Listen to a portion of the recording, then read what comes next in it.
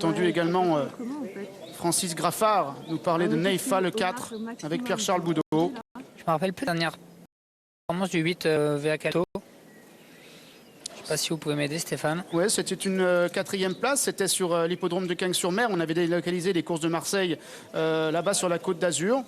Ça lui donne une chance dans ce quintet, cette quatrième place? Plus que celle-ci, ce sont les perfs qu'il avait avant. Moi, le fait qu'il revienne aujourd'hui sur la PSF me font dire que ça lui donne une meilleure chance encore. Notamment cette cinquième place à Cagnes, quand il avait été battu par Into the Rock, qui fait partie des priorités. Bon, après, moi, je lui préfère des chevaux comme Zeppelin, comme Into the Rock, comme Colorado Jim, Elusive Dancer ou Neifa.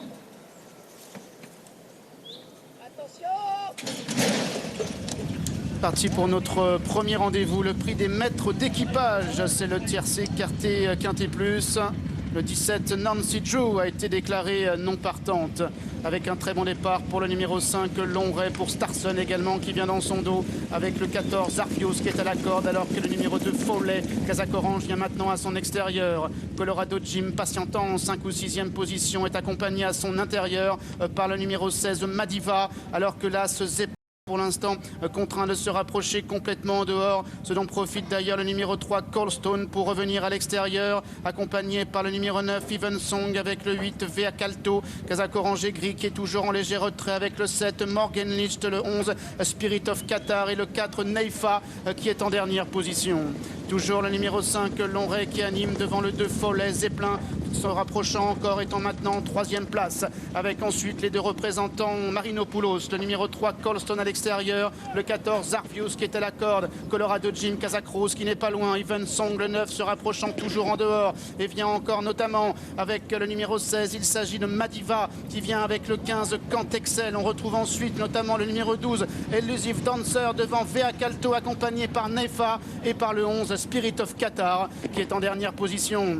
Ils entrent maintenant dans la dernière ligne droite avec 4 chevaux qui sont presque de front, avec à la corde le 5 Longray à son extérieur, Follet avec Zeppelin qui est là, avec Colstone également qui vient, alors que le 6 Starson n'a pas encore le passage, alors qu'Arfios maintenant tente de se rapprocher avec le 9 Even Song également qui refait du terrain devant Elusive Dancer avec Into the Rock également le numéro 10 qui tente maintenant de revenir, Follet numéro 2 qui a avec de plus en plus fort à son extérieur maintenant le numéro 3 Colstone qui a trouvé sa cadence, Colstone qui vient avec Starson qui est toujours à la corde et le numéro 15 Cantexel qui termine bien, Colstone le numéro 3 qui va s'imposer, le 15 Cantexel va venir terminer à la 2e place, la 3e place côté corde certainement pour le numéro 6 Starson devant le 9 Evenson qui a remarquablement conclu. J'ai des petits frissons parce que je trouve qu'il fait vraiment un truc magique ce cheval-là. Il était vraiment à l'extérieur tout le parcours, 4e épaisseur. Et il a donné un dernier coup de rein vraiment au mental pour pouvoir s'imposer. Très jolie victoire et méritée, je trouve, surtout de Colstone. Un brave cheval. Qui enfin remporte le Quintet Plus qu'il cherche. Il méritait, c'était sa 9e sortie dans un événement, c'est sa première victoire, il avait pris pas mal de place dans cette catégorie, mais pas encore sur une distance aussi longue, hein. C'est vrai qu'au-dessus de 16 ou 1700 mètres, il n'avait pas encore de référence. Cette fois, il parvient à s'imposer en venant en pleine à la Pellier. Alors je regarde un peu ce qui se passe également, il y a Starson qui plonge en dedans, il y a Follet, il y a Cantexel, Kazakh Bleu et Rouge qui vient également en dehors. Longray en revanche rentre dans le rang, Neifa termine bien à l'extérieur.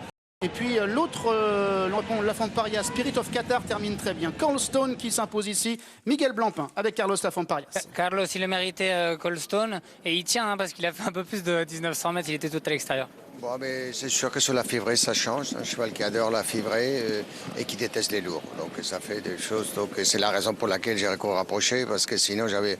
Bon, c'était Nantes, c'était courir à Nantes, un hippodrome que j'aime pas trop aller. Et sinon il fallait attendre le juillet pour avoir des courses pour lui. Donc bon, quitte à les courir, c'était sur place le jour. Donc on a tenté les coups et ça réussit. J'ai pas vu Arvios, mais Spirit of Qatar, il faut le retenir pour le futur. Oui, bon, on avait un très mauvais numéro à la corde, donc on n'avait pas beaucoup de choix, on a attendu et il a très bien couru aussi. C'est un cheval qui avait déjà bien couru sur la fivrée l'année dernière et bon, il s'est racheté un peu parce que c'est vrai que sa dernière course était très moyen. Bravo, merci. 15, 6, 9 Bravo et à 2. Colstone qui remporte donc le quintet ici. Colstone, Olivier Pellier, Carlos Lafont-Parias, la Kazakh, Marino Colos. Il fallait que ça arrive, c'est arrivé Stella. Voilà, je vous ai marché dessus. C'est pas grave Stéphane, en tout cas on aura bien compris l'arrivée du quintet au moins. 3, 15, 6, 9 et 2 et j'en profite pour vous rappeler le numéro plus 25, 15. Nous on se retrouvera dans une demi-heure pour une course réservée à la génération des 3 ans. Ça sera le prix des Carrefour, mais pour l'heure une petite page de pub et on retourne à Caen. À tout de suite.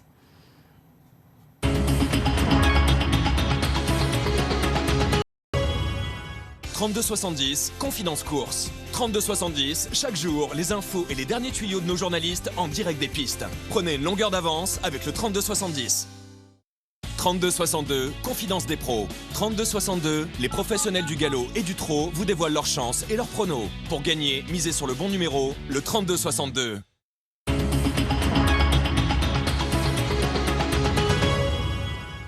Marine, faites-nous voyager un petit peu. Bon, on reste en France, bien sûr, pour cette avant-course de jeudi, mais on va se balader quand même. Oui, d'hippodrome en hippodrome, on commencera bien sûr à l'hippodrome de la Sole avec le Quintet Plus sur l'hippodrome de Fontainebleau donc.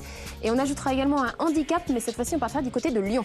Exactement, Lyon-Paris, aptitude où que l'on soit en France, comme c'est des pistes en herbe, au terrain lourd, C'est off certain. course, et puis des trotteurs également qui seront sur l'hippodrome de Cholet pour deux courses. Le tout pendant 2 heures, presque et demie.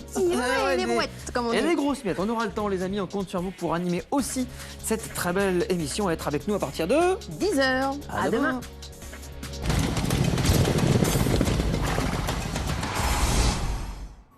On reprend tout de suite la direction de Caen et on s'intéresse à la 5e course. C'est le groupe B du prix de Feugère que l'on a découvert tout à l'heure.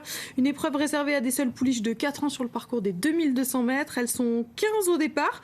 Franck Blandin a remporté le groupe A. Dans le groupe B, il nous présente le numéro 15, Carla Torres. Est-ce que la chance est aussi belle ?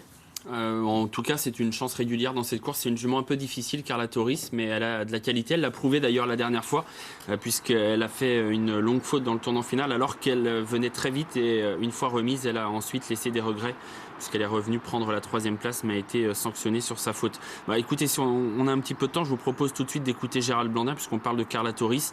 Gérald Blandin qui, tout à l'heure, en a dit quelques mots à Pierre-Emmanuel.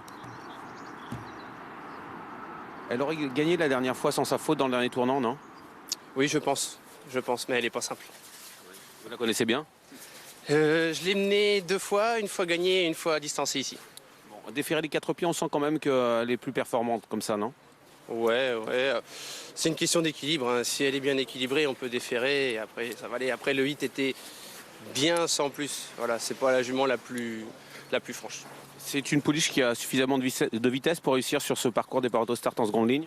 Ah oui, je pense. Ouais. Merci Gérald. Voilà, donc un peu tout ou rien avec Carla Torres. C'est une jument qui a les moyens de gagner une course comme ça.